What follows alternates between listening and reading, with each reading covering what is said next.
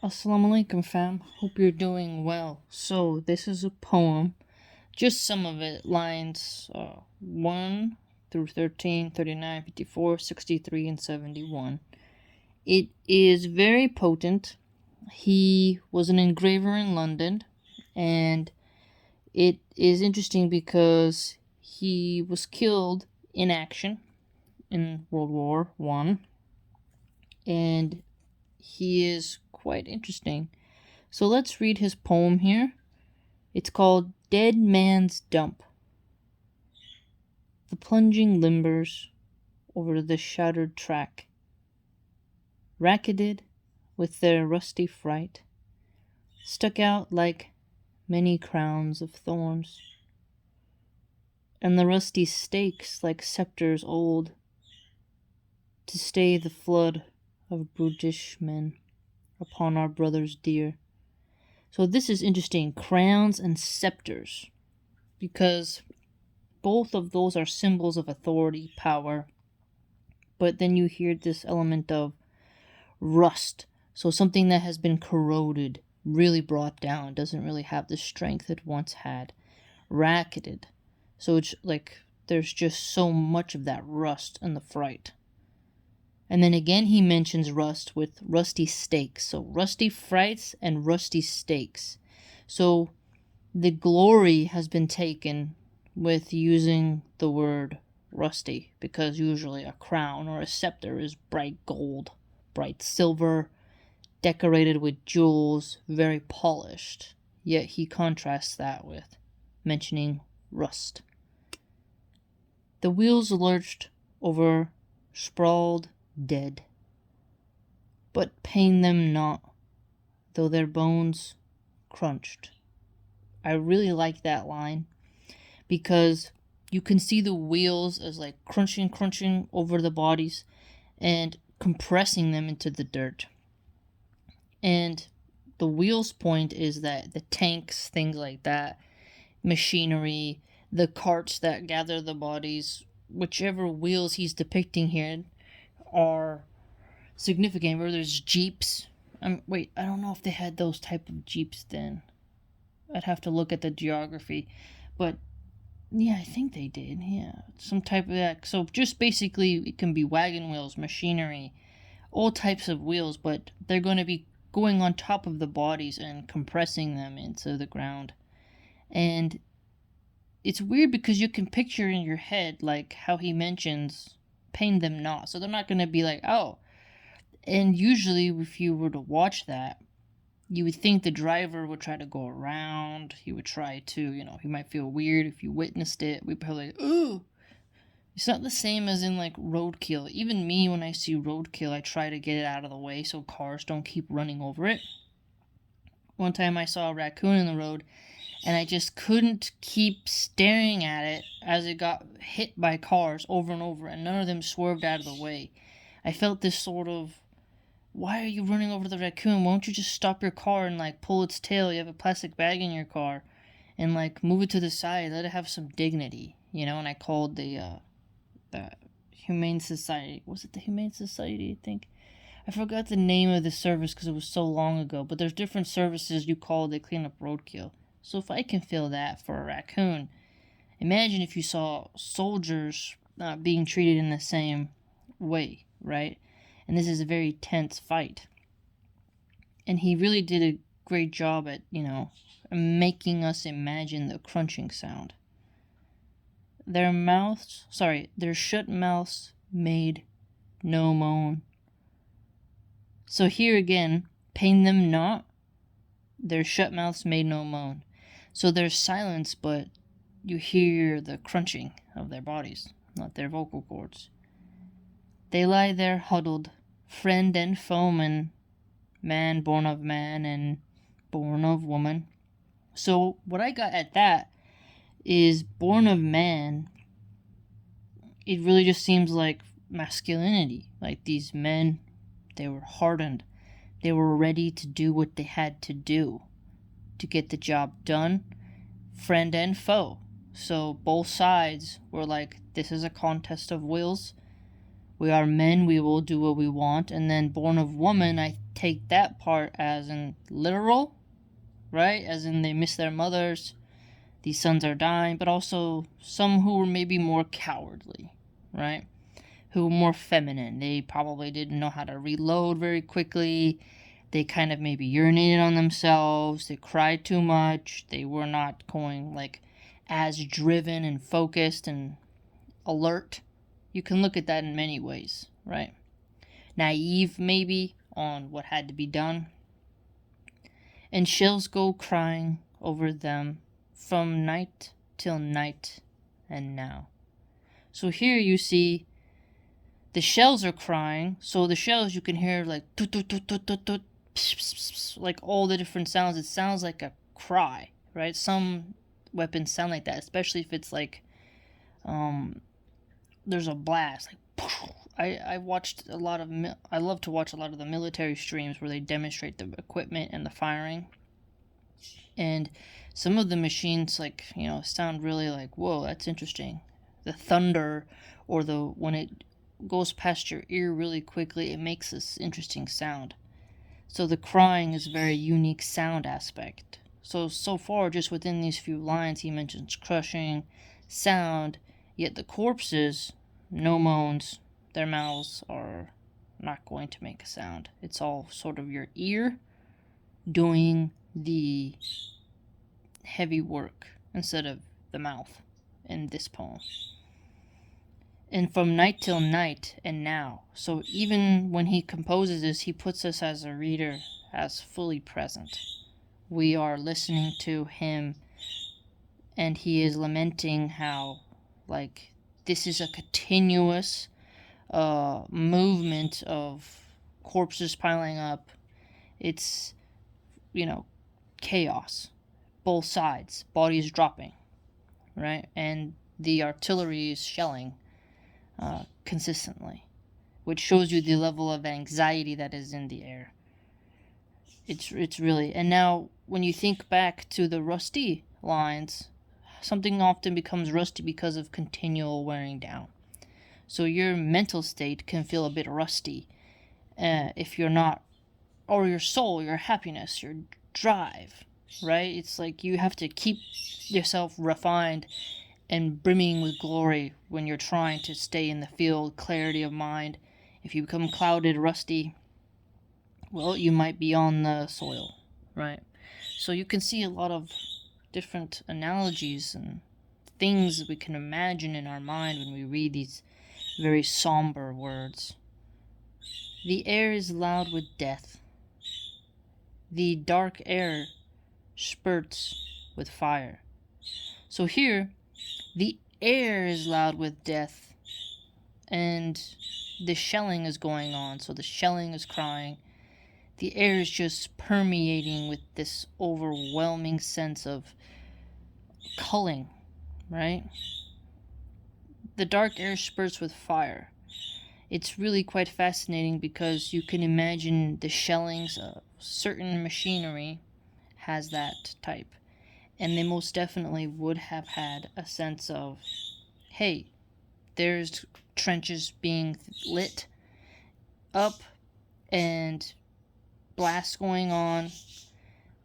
Probably some old-fashioned torches as well. So the fire example is burning in the minds of the reader, within the hearts of the people, and with the fury of war.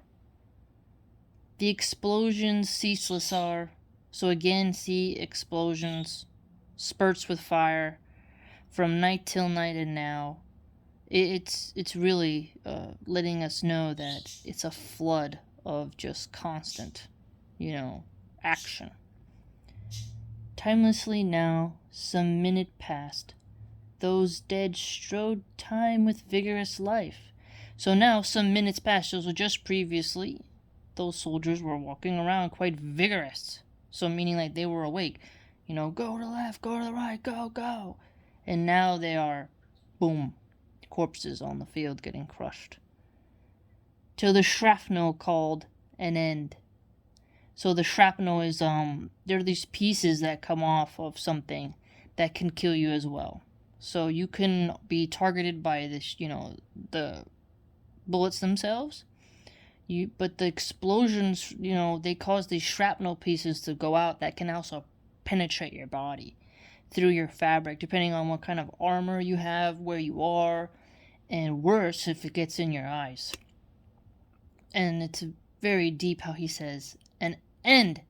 So the shrapnel is like going to this vigorous soldier and within an instant, end to the life. But not to all.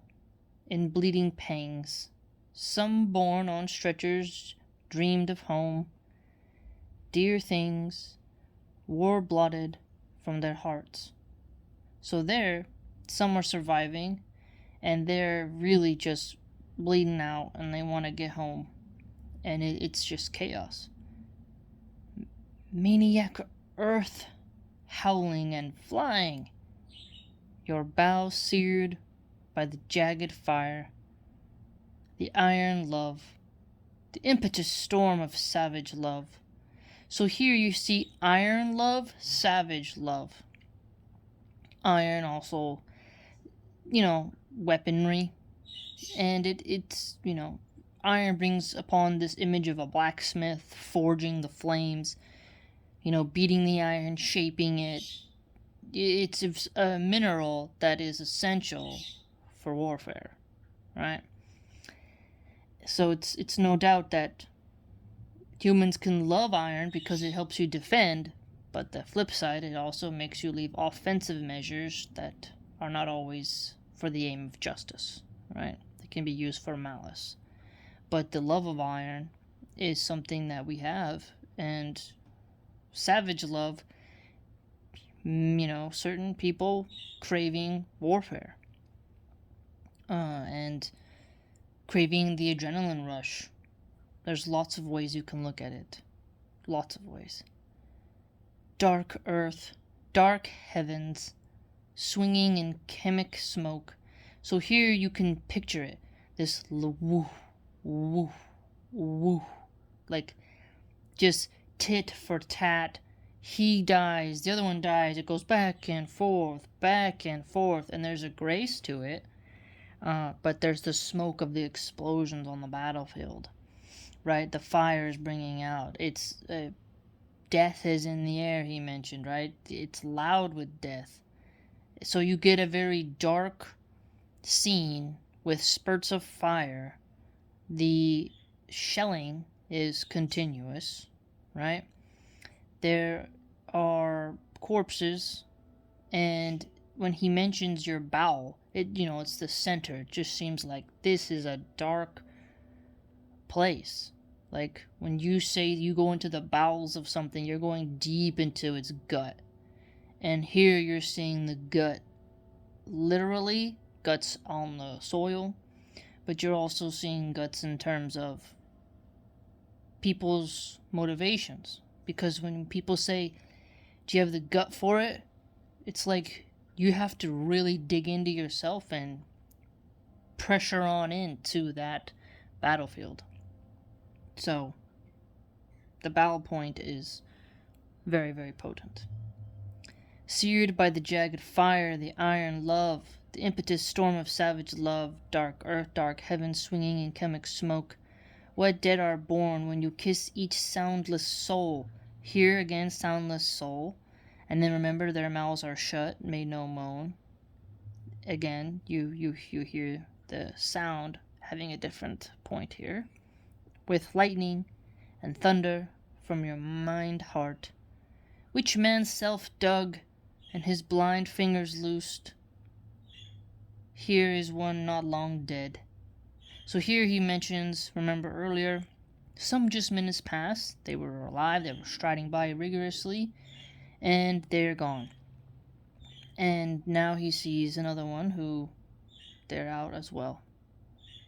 Just wasn't dead for a long time, right? He's just got there.